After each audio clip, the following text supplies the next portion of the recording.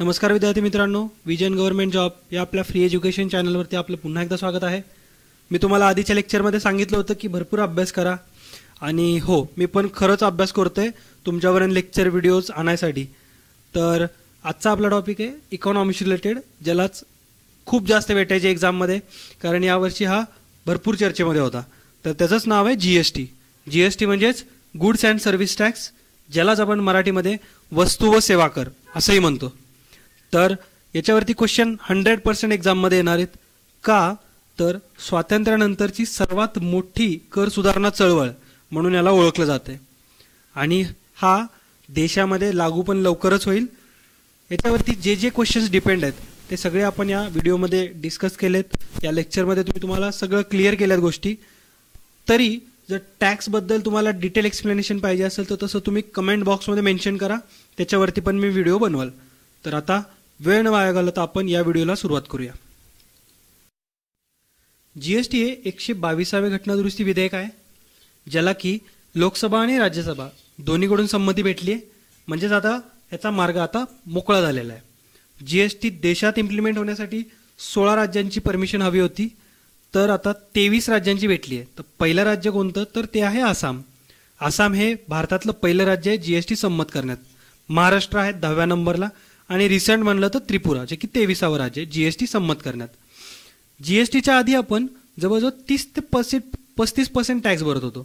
GST लागू झाल्यानंतर तोच टॅक्स आपण फक्त 18 ते 20% भरू, म्हणजे जवळजवळ 15 ते 16% आपल्याला फायदा होईल.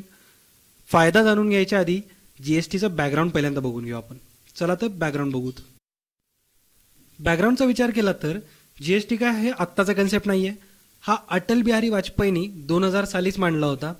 तर भारताला जवळजवळ 16 वर्ष वाट बघायला लागली GSTसाठी. तर GST हा ते जगात काय पहिल्यांदा भारताने इंट्रोड्यूस नाही केलेला. भारत हा 166वा देश असेल, म्हणजे भारताच्या आधी 165 देशांनी GST लागू केलेला आहे. GSTची हिस्ट्रीचा विचार केला तर पहिला स्टेट होतं कॅनडा, ज्यांनी 1904 मध्ये GSTचा प्रयत्न केला होता. काही कारणास्तव त्यांना तो अप्लाय करता आला नाहीये. त्यानंतर जर विचार केला तर फ्रान्सनी 1954 साली GST अंमलात आणले.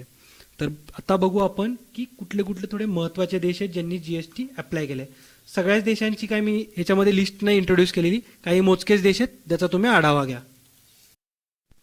देश आणि त्यांची GSTचा विचार केला तर फ्रान्स आहे 19.6, जर्मनी आहे 19%, फिजी आहे 15%, अर्जेंटिना 21% आणि इव्हन पाकिस्तानमध्ये सुद्धा GST लागू आहे, तिथं 18% रेट आहे. बाकी कंट्रीजचा विचार केला तर ब्रिटनमध्ये 20%, चायना 17%, ऑस्ट्रेलिया 10%, कॅनडा 5%, न्यूझीलंड 15% आणि सिंगापूर 7%. असे बरेच देश आहेत. याच्यामधले महत्त्वाचं म्हणजे फ्रान्स. पहिल्यांदा कुठल्या देशामध्ये GST लागू होता तर फ्रान्समध्ये. यानंतर आपण बघू टॅक्स सिस्टीम काय आहे इंडियाची. टॅक्सेसचे टाईप बघितले तर 2 टाईप आहेत, एक असतो डायरेक्ट टॅक्स आणि दुसरा इनडायरेक्ट टॅक्स. डायरेक्ट टॅक्स म्हणजे काय तर गव्हर्नमेंट आणि इंडिव्हिज्युअल जो टॅक्स भरतोय आणि गव्हर्नमेंट याच्यामध्ये कुठला घटक नाही आहे. गव्हर्नमेंट डायरेक्टली एम्प्लॉईकडून टॅक्स पे करून घेतो, म्हणजेच तो डायरेक्ट टॅक्स आहे. जसं की फॉर एक्झाम्पल इन्कम टॅक्स हा डायरेक्ट टॅक्स आहे. GSTमुळे डायरेक्ट टॅक्सला बिलकुल फरक नाही पडणार. GST जरी लागू झाला तरी तुम्हाला डायरेक्ट टॅक्स भरायचाच आहे. इनडायरेक्ट टॅक्स म्हणजे काय तर सपोज एक कंपनी आहे, एक काहीतरी तो प्रोडक्ट मॅन्युफॅक्चर करतात, त्यासाठी लागतो सम रॉ कॉस्ट लागते काहीतरी, नंतर ते प्रोडक्ट ते होलसेलरला विकतात. बट होलसेलरला विकताना ते कंपनी स्वतःचा प्रॉफिट ॲड करते, प्लस जो रॉ मटेरियल आणायसाठी लागलेला टॅक्स आहे तो लावती आणि त्या किमतीवरचा पूर्ण टॅक्स, अशा सगळ्या टॅक्सेस इन्क्लूड करून होलसेलर तसंच जो ट्रान्सपोर्ट कॉस्ट वगैरे काही लागेल आणि त्याच्यानंतर तो त्याचा प्रॉफिट पण ॲड करतो, प्लस त्यानं सगळे पे केलेले टॅक्स हे करून तो रिटेलरला विकतो. रिटेलर पण तसंच तो सगळे पे केलेले टॅक्स आणि त्याचा प्रॉफिट हा ॲड करून कन्झ्युमरला. तर बघायला गेलं तर टॅक्स हा डायरेक्टली कन्झ्युमरच पे करतोय इनडायरेक्ट टॅक्सेसमध्ये. तर इनडायरेक्ट टॅक्सेस हे GST स्ट्रक्चरमुळं पूर्णपणे इनडायरेक्ट टॅक्सेसचा ढाचा बदलून जाईल भारतातल्या.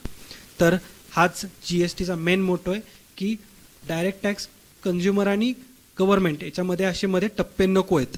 तर आपण बघूत आता की त्याचा नेमका टॅक्सवरती परिणाम काय झाला आहे. GSTचा जो इफेक्ट आहे तो हा असेल की हे सेंट्रलचे हे टॅक्सेस आणि स्टेटचे हे टॅक्सेस हे रिप्लेस होऊन जातील. जसे की सेंट्रलचा विचार केला तर central excise duty, sale tax, custom duty, service tax हे रिप्लेस होऊन जातील. स्टेटचा विचार केला तर VAT, purchase tax, luxury, entry, entertainment tax, हे जे सगळे टॅक्स आहेत हे रिप्लेस होतील. हा कॉलम लक्षात ठेवा, कारण याच्यावरती क्वेश्चन येतात की सेंट्रलमधले कुठले कुठले टॅक्स असतात, स्टेटमधले कुठले कुठले टॅक्स आहेत जे GSTने रिप्लेस होतील. आता आपण बघू की GSTमुळं असे बरेच टॅक्स आहेत की ज्यांना फरक नाही पडत. ते म्हणजे तर basic custom duty, stamp duty, electricity duty, petroleum प्रोडक्ट्सवरती लागणारा टॅक्स, अल्कोहोलिक लिकरवरती लागणारा टॅक्स, हे जे टॅक्स आहेत याच्यावरती काही फरक नाही पडणार. हे टॅक्स तुम्हाला भरावे लागतील, बट यांचे जे पर्सेंटेज असतं हे फार कमी असतं ॲज कम्पेअर्ड टू आधीचे टॅक्सेस. तर नेमका वस्तूंच्या किमतींमध्ये काय फरक पडेल, ते महाग होतील की स्वस्त होतील, आपण आता ते बघूत. इंडियन GST स्लॅब आहेत ते असे की 5% टॅक्स लागेल मसाल्याचे पदार्थ, ऑइल, चहा, कॉफी आणि पॅकेजिंग फूडवरती.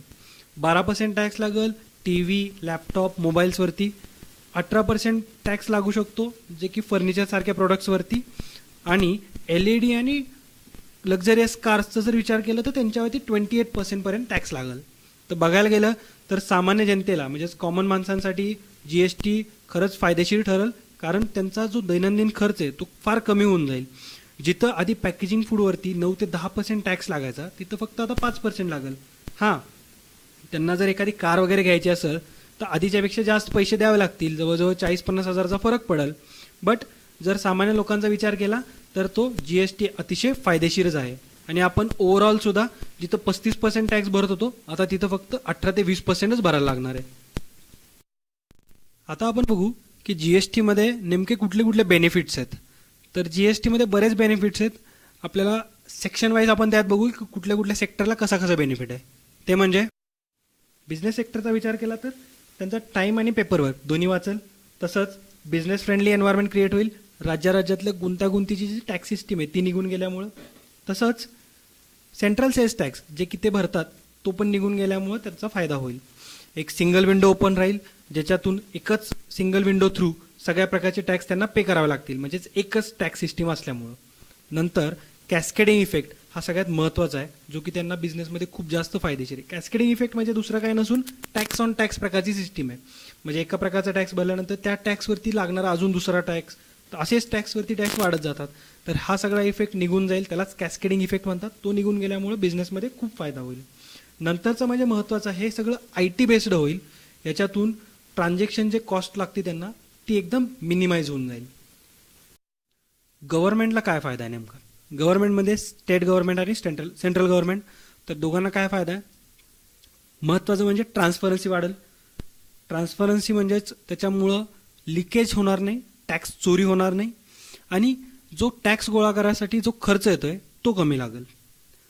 त्यानंतर आता आपण बघू की नेमका आपल्याला काय फायदा आहे. तर हिडन टॅक्स नाहीत लागणार, म्हणजे बऱ्याच प्रकारचे हिडन टॅक्स असतात ते निघून जातील.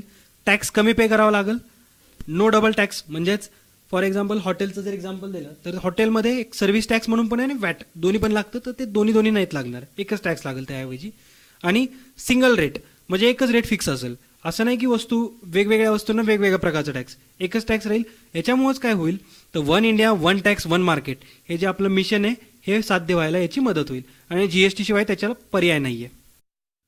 हे एक एक्झाम्पल आहे ज्यामध्ये मॅन्युफॅक्चरर, होलसेलर आणि रिटेलर याच्यातून जे टॅक्स पे करतायत आणि शेवटी त्याचा फायदा GST असताना म्हणजे आत्ता प्रेझेंट सिस्टीममध्ये आणि GST लागू झाल्यानंतर या दोघातला डिफरन्स दिला आहे.